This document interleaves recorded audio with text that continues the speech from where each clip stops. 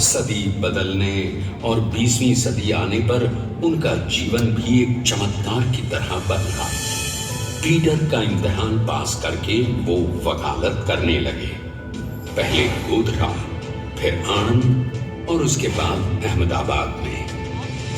मगर जल्द ही वकालत छोड़कर वो बैरिस्टर बनने की इच्छा से इंग्लैंड चले गए। लंदन में बैरिस्ट्री में अव्वल आने और वजीफा जीतने वाले वो अनोखे भारतीय थे। अब तो अहमदाबाद की वरिष्ठ अदालत में बैरिस्टर पटेल की जिरह और जीतों की धूम मच गई।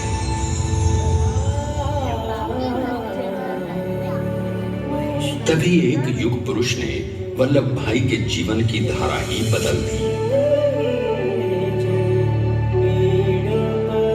दक्षिण अफ्रीका में सत्याग्रह के अहिंसक अस्त्र से गोरे शासकों को सबक सिखाकर भारत वापस आए बैरिस्टर मोहनदास करमचंद गांधी से मिलकर वल्लभ भाई ने अपने कुछ वर्षों से सीखे विदेशी व्यवहार और संस्कार हमेशा के लिए त्याग दिए और अब वो अपने खेड़ा के किसानों को हक दिलाने के लिए बापू के साथ आंदोलन में कूद पड़े। अब उनके पैरों में जूते नहीं, गांवों की धूल थी। हृदय में भारत भूमि की शस्य श्यामला धरती। मन में थे गांधी और मस्तिष्क में एक नए स्वतंत्र भारत का सपना।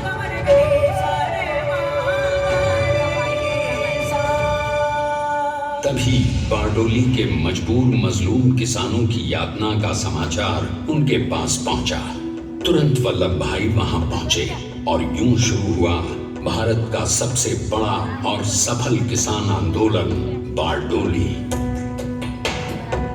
वल्लभ भाई ने बारडोली के 87,000 किसानों को ऐसा अटल अडिग अचल मनोबल दिया कि अंग्रेजी सरकार हिल गई और एक बरस के बाद उनका लगान माफ कर दिया गया। अब तो पूरे देश में लोग वल्लभ भाई के नाम की कस्में खाने लगे।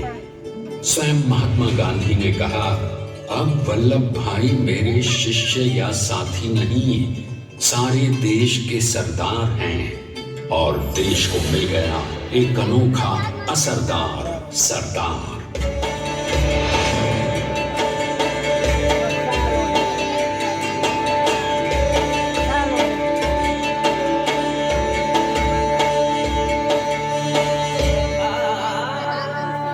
सरदार पटेल के नाम और देशभक्ति से अंग्रेज डर कर कांपने लगे। 1930 के नमक सत्याग्रह और दांडी कूच में वो बापू से भी पहले गिरफ्तार किए गए।